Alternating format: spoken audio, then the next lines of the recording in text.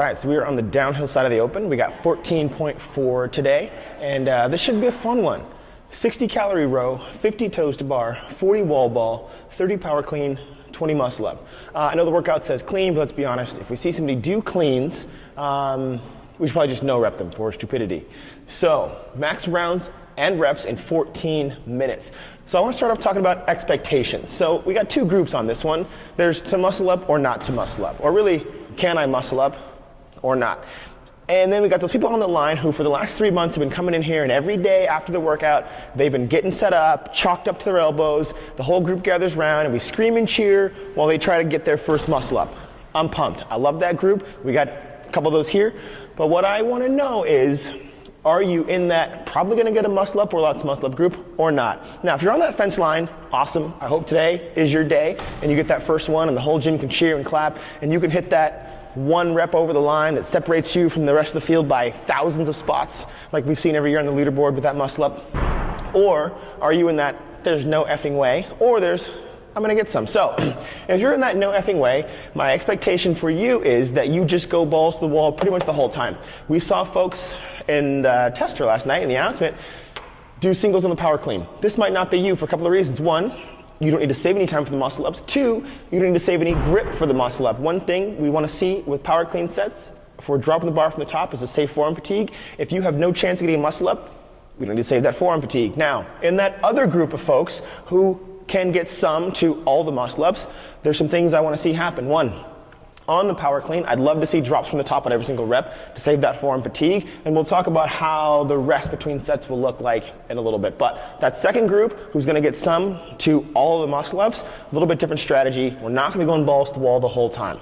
Now, the tiebreakers do matter, so you're not going to be taking too much time, but if you're in the group of, let's say, 1 to 10 muscle ups, what I'd like to see is you go pretty quick to give yourself plenty of time at the muscle ups, and when you get to muscle ups, you're going to think of this as like two individual workouts. There's the 60 cal row through the 30 power cleans, break. Physical break, you're actually going to stop what you're doing, let some time run the clock, and then a mental break. Okay, now, I'm done with that. Let's move on to this new task where it's max muscle ups in, however much time is remaining on the clock. So, we're going to break that up mentally into two separate pieces.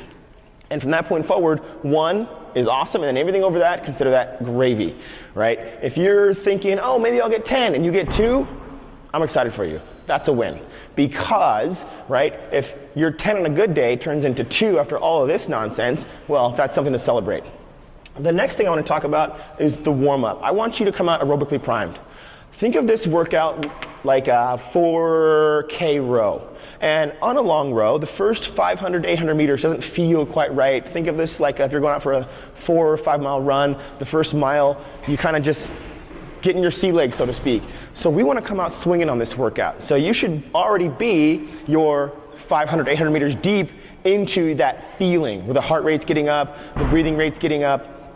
So whether it be row, airdyne, heaven forbid if you have a Versa climber in your gym, all good tools to get ready to start this thing in that place where we already are feeling like we've been out there for a little while. So the system's primed, but because what we want to do, if we're thinking about it in a threshold sense, right, we've got our lactate threshold up here somewhere, and we want to get up and hang out here for most of it, and then maybe cross it at the 12-minute mark, right? What happens to a lot of us is we cross that line, and they have to sink back down, right? This is what we think of like a novice CrossFitter doing, right? They go up and over, and then they get back on the bar, and they go up and over. And so if we can just hang out under that line for as long as possible, getting as close to it as early as possible, and the way we're going to do that, think of this as your 3, 2, 1, go, right here. Now, which means I needed to really start back here. So I can come out swinging, get under that line as quickly as possible, and hang there for as long as possible before I cross over it. And so I should be crossing over that line somewhere in this range, depending on what kind of athlete you are, depending on how good your clean is, depending on how good your muscle up is. We should get deep into this before we redline. So that's something in terms of how we should be warming up for this workout. You should be coming out swinging. On mechanics, right, we've seen two types of rowers, that long smooth pull and that short choppy stroke, and everything in between, but generally in a time trial, we see one of those two things, right? The further we go, generally the longer and slower our stroke gets. But what we can do if we have a nice, long, clean stroke, we can generate good power output and get 1 calorie per stroke. We get that short, choppy stroke, and notice in the example that while I was getting much higher calories per hour output, the number of strokes it took to get per calorie was twice as high. So 2 strokes per calorie means that I'm going to be doing 60 extra strokes minimum, if I can even keep up that 2 calories or 2 strokes per calorie pace for that whole duration. Which means I come to the toes to bar having done, if we think of each pull on the chain as a rep, having done twice as many reps when I start this toes to bar. And that can be 3 or 4 times as many reps for ladies and smaller athletes who aren't going to be getting that 1 calorie per stroke and maybe turning into 4 and 5 calories per stroke with that really, really bad technique. So pay attention to your row mechanics, being another piece. And then sets and rest. And what I mean by sets and rest, right, is in any given thing that I'm not going to do unbroken, and to be clear, the way to win this workout is to do all of your sets unbroken and fast. Now, if you're going to choose any other strategy, you are going to, for toes to bar, I like to see a half max. And what I mean by that, if you can get off the row and you had 20, do 10. If you had 10, do 5. And now I'd like to see sets of at least 3 to 5, but depending on how good your toes to bar are, that will be variable. But half of your max. And what that's going to allow, if I do half of max, that means I theoretically could get back on the bar instantly, which then 3 seconds is reasonable. Off the bar, 1, 2, 3, back on the bar. Half of max, all the way to the goal, right? So I may start off with 10, and then maybe I got another set of 10, and then it's 5, and 5, and 3, 3, 3, all the way to the finish line. With incredibly short rest. None of my rest, if I'm doing this half of max strategy, should be over 5 seconds, and they really should be closer to 3 seconds. And I mean 3 actual, 1 1,000, 2 1,000. And if you need someone to stand off to the side, watching the clock and calling out when your feet hit the floor, 1, 2, 3, that's fine. Get back on the bar, whatever it takes.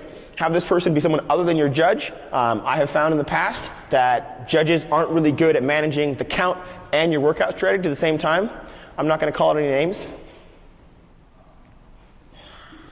But that being said, the way to get through all these things really quickly is going to be managing that rest. Managing short rest is going to make a bigger difference over the course of a workout this long than longer sets.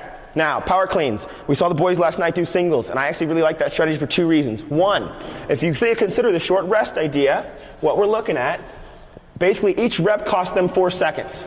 1 to lift, bar hits the ground, 3, 2, 1, go. Now, for 30 reps, we're looking at 120 seconds, right? Not a bad time for 30 power cleans this late in the day. Now, if we look at that 120 seconds, right, so we're going to say 2 minutes, which I think they came off around 2:20.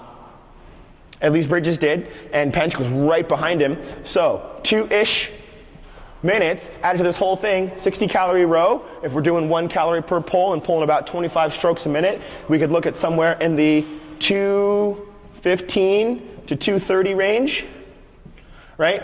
Toes to bar, if we're doing half of max with short rest, and we can link them with a good kip, we're looking at somewhere between 215 to 230 range. And again, 2-ish minutes on power cleans. So, which is leaving you, we skipped wall ball. So 40 wall ball, we're looking at 1:45. We're not going to do the math on that one. Trust me. You're going to do a set of 15, you're going to do a set of 10, you're going to do a set of 5, and be done, right? That's pretty much how it goes. Oh, and then 5, 5 again. So, we're going to leave ourselves plenty of time following a strategy like this, and this is with built-in rest of 3 to 5 seconds. Multiple sets on everything, and individuals on the power clean. So we're leaving ourselves somewhere, let's say go on the high side, 2, 5, 6, 7-ish minutes. Now, adding some transition time. So we'd like to see folks come to those muscle ups sub 10. If they're really moving. And we're talking about, if I have a plan to go to regionals, and more exciting, if I plan to go to the games, you definitely should be coming to those rings early. Right? And with 20 muscle-ups for somebody who's confident and capable in muscle-ups, we could see that in the sub 3 minute range, giving myself somewhere close to a minute to get back on that row. And if I see anybody, in my gym in particular, but if I see a video that I happen to judge online with somebody getting strapped into the row nice and tight and adjusting their damper, I will punch you through the screen, or heaven forbid if you're in my gym, I might just punch you right off the row. Because, right, you got 60 seconds to row for calories, you're not going into space, okay? You don't have that much in the tank and you don't have that much time, get to work. And finally, on the sets and rests for the muscle up, I like AMRAP -2, maybe 1. What I mean by that is many reps as you got in you, leaving 2 or 1 in the tank, so that again, going back to sets and rest, we can see a really, really short time to back on the rings. Again, 3 to 5 seconds, always less than 10 seconds. And again, if you need somebody off site counting those seconds as they transpire on the clock for you to keep you paying attention, what I personally like to do is I like to pick a point that's roughly 2 seconds away from the rings, and I just walk to it and back. So if I have to walk, touch, and when I get back to the rings, I'm back on the rings. I don't need to count, and I know how many steps it is, I know how fast I walk, I can breathe as slow and deeply as I want to, but as soon as I get there and back, I've got to restart. And pick a short distance, because you will start to drag that out. And it might be one length of a gym mat away, and I'm going to walk, touch something, and turn around. And it's a physical cue, it's a visual cue. Works really, really well for me. That's what I like to see happen. So, remember, set clear expectations and plan your strategy accordingly. A strong aerobic warm-up. I mean, get really hot. Usually break a sweat, elevated heart rate. Row mechanics, pay attention to them. We like to see that really, really long stroke that's powerful at the same time. Rest and sets, right? We've got AMRAP, 50% of AMRAP. Here, we're looking at something, I'd say AMRAP -5 here. Singles, AMRAP -2. And then, for all of us, I mean, because I figure most folks who are going to do this are going to get back to the row, right? Going bananas on this, right? And your bananas is a relative term in terms of what you've got left in the tank after getting down this whole list. And then back to those folks who've got 0 muscle ups for sure, this just becomes this for time, which is a very different approach. And for folks who've got maybe 1 to 3 muscle ups, or today's your first muscle up ever that you're planning on, I want to see you hit this at about 90%. Leave some space here.